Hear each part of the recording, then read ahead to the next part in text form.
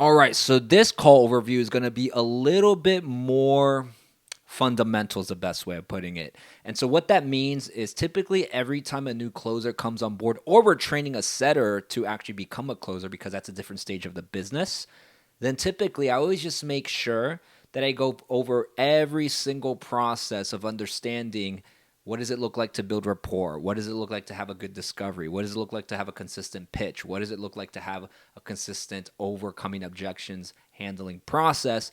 And typically what I do is I always start in the beginning. So you'll see with this new closer that we're bringing on board, it's really coming from the very beginning of the call and just making sure we're just making those fundamental steps very consistent in the process as well. So you'll see the one or two tips that I give this closer and how this is going to leverage to actually making sure that once we start booking up this closer, they're going to start closing at around consistently around 40% on average, which is what I typically see with all of the businesses that I oversee and help out with.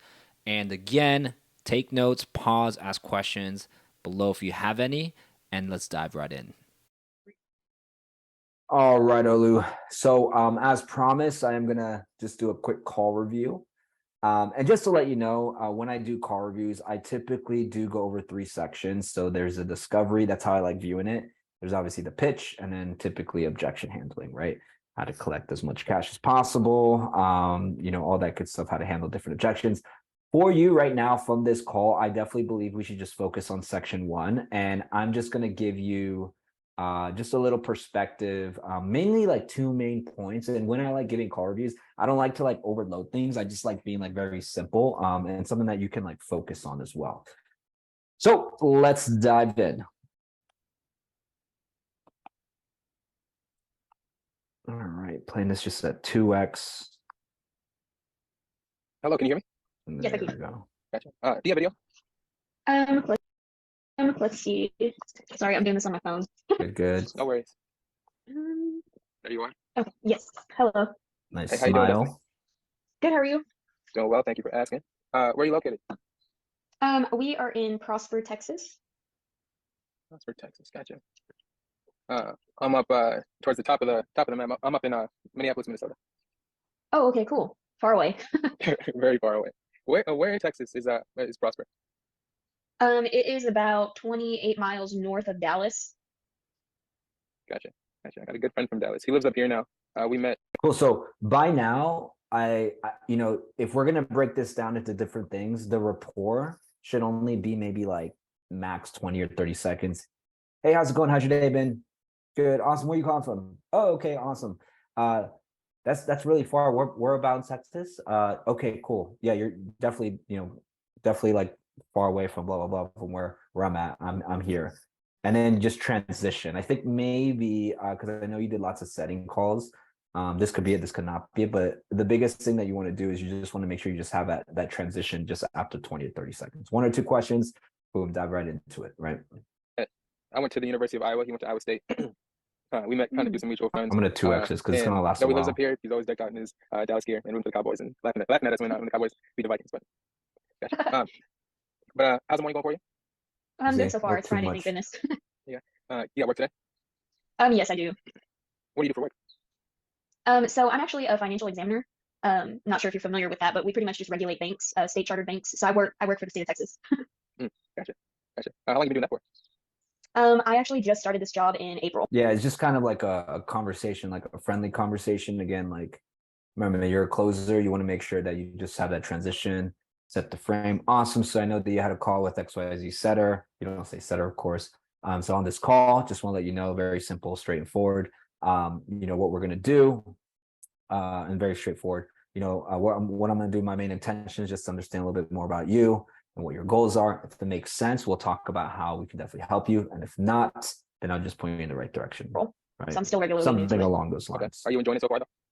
Yes, it definitely keeps me on my toes. It's a lot more busy than what I'm used to. Really long. So I see that you talked to Gabby. I guess we can kind of just dive right into things. And Gabby, you see how it took 3.5 minutes or like 40 seconds. So it took about like 3 minutes. It should just be like 20, 30 seconds. Hey, how's it going? Awesome. So my name is Olu. I know that you just had a call with Gabby, so on and so forth. You kind of give me some notes. You kind of inform me about what some of the things that you want to accomplish are. But I figure since you're on the call now, you can just kind of rehash some of these things. What some of the goals that you have in terms of your fitness, nutrition, and everything like that. Okay. So I kind of told Gabby I've been doing CrossFit. I always like having a confirmation, and then I like really talking about adding in with the frame, right? So I know they had talked with Gabby, and I know she kind of, you know, talked a little bit deeper or talked a little bit more about your fitness, your health, and nutrition. On this call, my main intention is just to go a little bit deeper, and if it makes sense, and if we can help you, right? Then what I'll do is talk about that. If not, then I'll just point you in the right direction. That way they just know it's like, hey, we all know it's a sales call. Obviously, you don't want to make it sound too salesy, but like, you know what's going to happen, right? And it's not just like, oh, you know, I didn't know that this was something that I had to pay for, you know. Sound good. And then I like asking the question. So I'm going to throw a couple points. I like asking the question. So what would you say made you hop on this call today? Very open-ended. She's kind of answering that question right now. It for almost a year and a half now.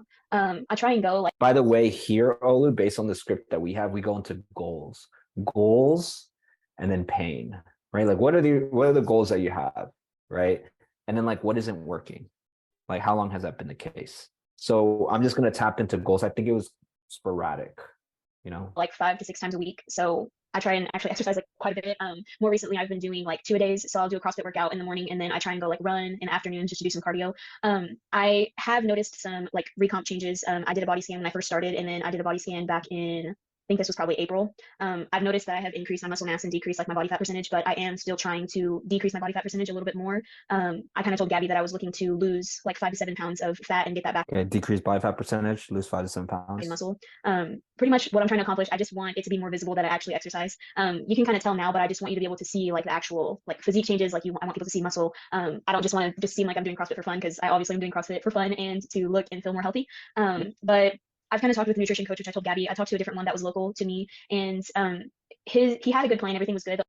Right. Sometimes when people talk a lot too, like it's okay to interrupt, be like, awesome. So before you go a little bit further, right? Just to have more clarity. So the goals that you said is to lose an extra 5 to 7 pounds, decrease your body fat percentage.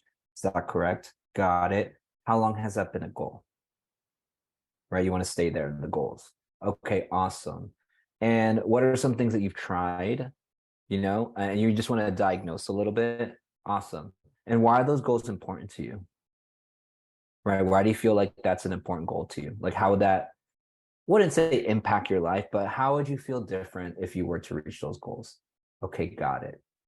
And and you've been in CrossFit for how long? Right? You're just collecting lots of data, and you're kind of saying, okay, ultimately, let's say you were to reach that. Where do you feel like you want to get to, like long term? Like, do you want to sustain that? You want to like lose a little bit more weight, or all these other things, right? And what we're doing is we're just painting this, you know, some other sales mentor say it's like this heaven island of like, this is where I want to get to. And then you go straight into how line. You go, got it. So what are some things that you have tried that hasn't worked for you? You know, and you know, how long has that been the case? How does that make you feel? How does that make an impact? Right. She's kind of giving a lot. So I don't mind having room into, I don't mind you having the permission to actually interrupt and just stick with the goals.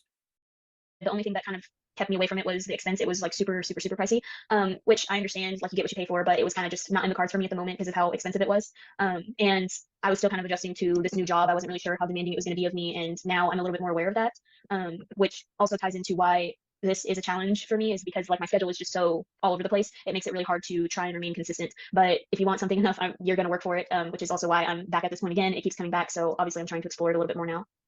For sure. In terms of the schedule being hectic, is that mainly due to work? Is it family related at all? Like, what kind of stuff is it? Is it just specifically the job, or are there other things that are influencing that too? Actually, no, it's just the job right now. Okay. So my job requires a lot of travel for me. So right now I'm pretty much traveling like three weeks out of each month. I'm participating in a training right now. So this training is supposed to end in December, and my schedule will be back to what it used to be before, which is a lot less travel. It's just right now this is kind of temporary. Yeah, that question's interesting, man, because it's like, you don't really need to know that yet. I think I would just go straight to goals. But in January I will still be traveling, but it'll be like every other week instead of 3 weeks back to back. Gotcha. And then, so I know that you mentioned that you're doing CrossFit about 5 to 6 times a week. You're also getting in some other exercises, so you're doing some 2 days. What does the typical week look like for you workout wise? I mean, how are we able to kind of wrap it around our work schedule currently? Just kind of fill me in on what it looks like so far. Yeah, again, I would just go into the goals.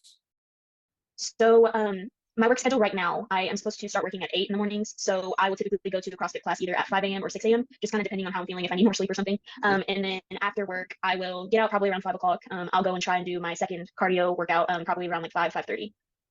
Okay, gotcha. And then in terms of what we're doing, like nutritionally, are we do we cook meals ahead of time? Are we kind of just grabbing things sporadically? Like, what does that look like? So before this training started last month. Before the training started, I was doing like meal prepping and stuff. But now it's gotten where it's a little bit more crazy. So I kind of just try to like stick to eating like Chipotle, like kind of like a little bit healthier options, salads, kind of things like that, or Freebirds and stuff. So now I don't really have like a meal prep plan and schedule. But like I said, I'm also one of those people where I can't eat the same meal every single day because like I get exhausted from it. So that's what I found with the meal preps. I was like, I can't keep eating the same food every day just because like it's so easy for There's me a to say, little no, I don't pain want to eat there, that yeah. anymore. But that's like my biggest struggle with meal prepping is what I would say. So I kind of have to have a variety of things. Definitely. And I mean, obviously, we can work around that. You know, some people do get by just eating the same kind of specific things, kind of a more bland diet every single day. More power to them. But I'm more similar to you. I like variety in my diet, and I'll go. But Yeah. it's very crazy. Or just get bored. I'm just kind of eating the same thing over and over again. But yeah, I figure we can. I can relay to you kind of what our program looks like. Just for a couple of minutes here, and then we can, after you hear what we got going on, we can discuss and see if it's something that kind of sounds right for you, your goals, and what you got going on. Okay. Okay. Perfect. So our program is based upon three main Okay, phases. cool. So 10 minutes in, 3 minutes, 7 minutes of discovery. You probably want at least like 10 to 15 minutes of discovery. So the outline, man, and look at that script inside of the folder is the goals. And I can type it out like word for word for you if that's going to help, but get into the goals. Set the frame. Awesome. So just to let you know, blah, blah, blah, blah. Does that make sense? Got it. So what would you say motivated you to hop on this call today? Right. Well, I really want to, I really like this and that. Okay, awesome. And so what are the goals that you really want to reach? Okay, how long has that been the goal? Awesome. And then once you reach that goal, do you have any long-term goals that you want to reach? Okay. And how long has that been a goal? Got it. How would it feel if you were to, hit that goal? Like, how would that impact your life? Emotionally, physically, mentally? Got it. So just from what I'm hearing, the reason you got on this call, or the goals that you have is to really reach this because it's going to help you make you feel like this, and it's going to have an impact in your life this way. Correct? Awesome. That's heaven out of it. And now I transition right to the hell island. This is why we have the goal, and then we go to pain. And what are you doing right now that you feel is not working for you to reach those goals? Well, I tried this, I tried that. Okay. How long has that been the case for you? How much money have you spent on this? Right. And how does that make you feel that it's not helping you reach the goals of X, Y, and Z? Got it. And why is now a good time that you want to make a decision? Boom, you're really breaking deep. Right. And then we go on to the next thing. Right. So I just want you to get into the good pattern and I guess like, I don't know if this is the right word, but synchronicity of like goals, what motivated you, and then boom, why now? Just breaking through those layers. You're really going to get a lot more out of them because the more you get a bigger goal, the more you get a deeper pain, the more it's going to be worth for them to buy something for them. And then you can use that as ammo for the pitch, right? Or when you actually get into objection handling, right? Because then you can kind of get to a point. We'll talk about that later. I mean, just to have more clarity. I mean, you did say this was right from what they said. And they're going to be like, oh, yeah. And I mean, that's a whole nother story, right? So that's the main thing I just want you to focus on. Cut the chit chat and rapport. Make sure that you go into the sections of the goals and get as high as you can with the goals. And then boom, transition. What do you feel like you're doing right now? Like why do you feel like it hasn't worked for you? Get into the pain, get deep, and then we can transition. So you should probably be around like the 15-minute mark, honestly, when you're actually gathering this information. 5-10 minute pitch. Now we're at 25 minutes, and then like 5-minute objections, if not longer. Hopefully that helps. I'll send you some bullet points, and yeah, man, we'll go from there. All right, so again, this is a little bit more fundamental, more building the frameworks of a sales call. A lot of times you'll have new people coming on board and they might be in this process of just filling out the offer, understanding how to pitch correctly, how to build rapport. Every offer is different. So with this, I really just wanted to make sure that I could just oversee that more on a fundamental basis. So again, if you want the script access, then all you have to do is just comment here below script, or follow me on Instagram and DM me script. That's going to be a better way for me to have access to you. And I'll send that right over. I'll explain the frameworks, and I'll talk just a little bit what that looks like as well.